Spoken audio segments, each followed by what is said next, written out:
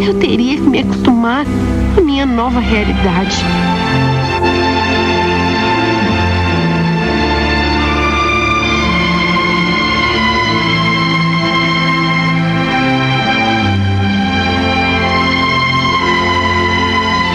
Os dias foram passando e eu fiquei cada vez pior. Eu não tinha ânimo para nada. Não frequentava mais a faculdade porque eu tinha vergonha que os meus amigos me vissem daquele jeito. Assim como o médico já tinha me alertado, cada dia que se passava, a minha visão ficava cada vez mais embaçada. Era realmente só uma questão de tempo para que eu parasse completamente de enxergar. A espera por esse dia é o que me deixava mais angustiada. A minha mãe tentava me ajudar, conversava comigo e contava história de pessoas que nem eu para tentar me animar, mas não adiantava. Eu não estava disposta a aceitar essa realidade. Eu procurei a opinião de outro médico, mas o diagnóstico foi o mesmo. Os meus amigos me ligavam, me chamando para sair, mas a minha vontade era de nunca mais sair de casa. Imagino que Marcelo ia pensar quando ele soubesse que eu estava ficando cega.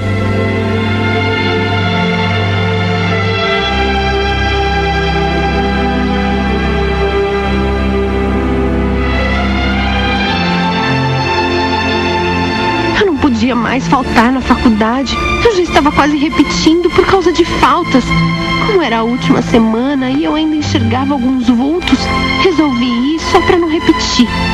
Chegando na faculdade, os meus amigos vieram falar comigo, mas eu não os reconhecia de longe. Eu só percebia quem estava falando comigo quando eu ouvia a voz. Eles perceberam que eu estava muito estranha. O Marcelo viu o quanto eu fiquei assustada quando ele se aproximou para me beijar. Eles começaram a perguntar por que eu estava agindo daquela forma. E eu não aguentei e contei o que estava acontecendo. Disse que estava com um tumor e que era só uma questão de tempo para que eu ficasse cega. Eles ficaram chocados. Perguntaram como eu estava, mas era nítido que eu não estava bem. Naquele dia mesmo, depois da aula, quando eles estavam combinando de ir ao bar, eu percebi que eles estavam me evitando. Principalmente o Marcelo, que depois que soube o que estava acontecendo, nunca mais veio falar comigo. Mais tarde eu os ouvi rindo da minha situação. Eu fiquei muito chateada. Justo naquele momento que eu mais precisava deles ao meu lado, eu descubro que eles nunca foram os meus amigos de verdade. Foi uma desilusão enorme. Eu não conseguia acreditar no quanto eu estava enganada a respeito deles. A minha vida estava destruída.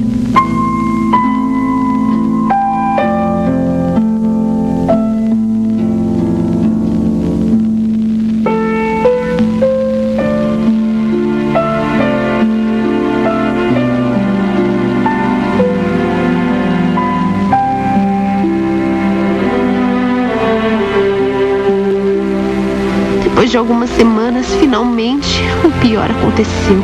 Eu já não enxergava mais nada. Acordei completamente na escuridão. E por mais que eu já estivesse me preparando, aquilo foi muito pior do que eu tinha imaginado. Acordar, abrir os olhos e não ver nada foi desesperador. Eu comecei a gritar, chorar. Foi horrível. Foi a pior sensação da minha vida. Eu chamei a minha mãe e ela veio correndo pro meu quarto. Eu disse para ela que eu não conseguia enxergar, que ela tinha que me ajudar, que eu não poderia ficar desse jeito pro resto da vida. Ela ficou muito triste ao me ver daquele jeito, me abraçou, tentou me consolar, mas eu ainda não conseguia acreditar no que estava acontecendo.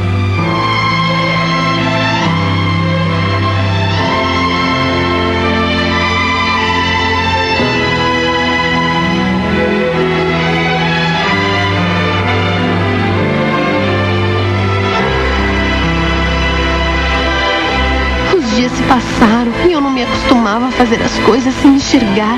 Ainda tropeçava nas escadas, eu não encontrava as coisas. Era muito difícil para mim sobreviver na minha própria casa. Imagina como seria para eu voltar a ter uma vida normal. Para mim isso era impossível, ainda mais agora que os meus amigos haviam me abandonado. A minha mãe, vendo a minha dificuldade e o meu desespero, começou a procurar pessoas como eu, que ficaram cegas na juventude. Pessoas da minha idade que passaram pela mesma coisa que eu, para ver se me ajudava de alguma forma. Ela passava tardes inteiras na internet, no telefone, e finalmente encontrou uma menina da minha idade, a Carolina, que que tinha uma história bem parecida com a minha. Ela havia perdido a visão uns anos antes que eu e tinha conseguido dar a volta por cima. Sem que eu soubesse, minha mãe a convidou para ir em casa para me conhecer e tentar me ajudar.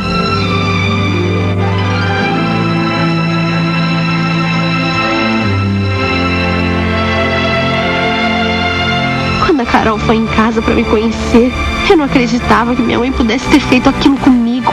Eu fiquei tão brava. Eu não queria ajuda de ninguém, muito menos de uma cega. Eu briguei com a minha mãe, pedi para que a Carol fosse embora e me recusava a falar sobre esse assunto. A Carol, percebendo que eu estava muito irritada, tentou me acalmar, conversou comigo, contou a sua história e disse que também tinha perdido a visão mais ou menos com a mesma idade que eu, que tinha demorado muito para se acostumar com a ideia. Enfim, tudo que ela falava se encaixava perfeitamente com o que eu estava sentindo. E eu comecei a me identificar com a Carol. Passamos a tarde inteira conversando e ela disse que viria me visitar mais vezes e que me ajudaria a superar essa fase. Eu fiquei muito aliviada em saber que eu não estava sozinha, que existia alguém que me entendia e que era como eu.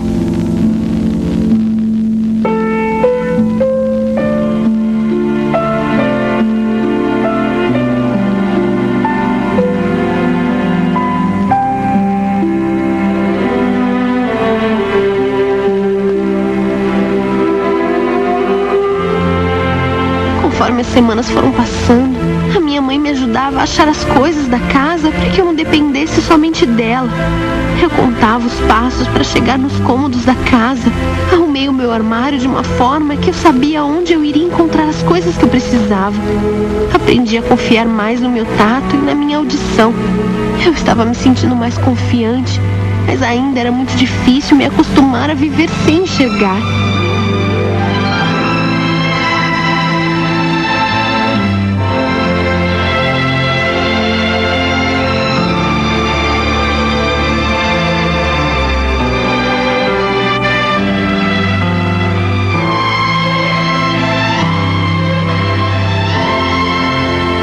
Carol, assim como tinha me prometido, me ensinou muitas coisas. Ela me levava para a praia, nós passávamos a tarde inteira ouvindo o som do mar e ela me ensinou a usar a minha audição e escutar melhor.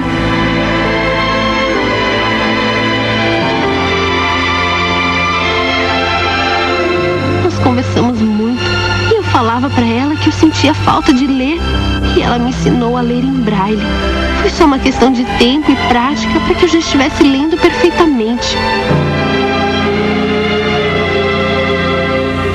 A Carol também me apresentou para os seus amigos. Era uma turma bem divertida. Nós saíamos quase todos os finais de semana juntos e eu, finalmente, estava conseguindo voltar a ter uma vida normal.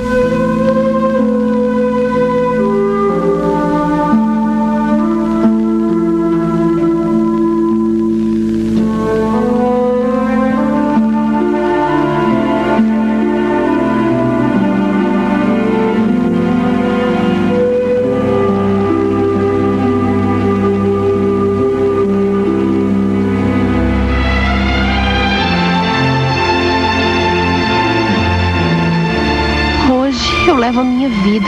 As minhas amizades com a Carol e com a Rafaela me dão força. Eu terminei a faculdade e estou dando aula para crianças cegas.